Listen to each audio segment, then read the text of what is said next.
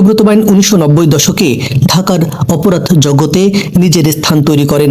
1991 সালের ঢাকার আগারগাঁও এলাকায় জাসদ ছাত্রলীগ নেতা মুরাদকে হত্যার মধ্য দিয়ে সুব্রত বাইন এলাকার একজন নামকরা সন্ত্রাসী হিসেবে পরিচিতি লাভ করেন। এরপর তাকে আর ফিরে তাকাতে হয়নি। একের পর এক খুন, চাঁদাবাজি, ভূমি দখল সহ অসংখ্য অপরাধমূলক কর্মকাণ্ডের মাধ্যমে তিনি ঢাকার আন্ডারওয়ার্ল্ডে একচ্ছত্র আধিপত্য বিস্তার করেন।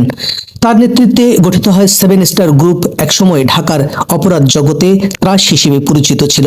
এই গ্রুপের মাধ্যমেই তিনি তার অপরাধ জগতের জাল বিস্তার করেন। 1997 সালে 21 বছর বয়সী রাজীব নামের এক যুবককে নৃশংসভাবে হত্যায় সুব্রত বাইনের 7 স্টার গ্রুপের হাত ছিল। এই ধরনের অসংখ্য খুন, চাঁদাবাজি এবং অন্যান্য সন্ত্রাসী কর্মকাণ্ডের মাধ্যমে তিনি ঢাকার আন্ডারওয়ার্ল্ডে নিজের প্রভাব বিস্তার করেন।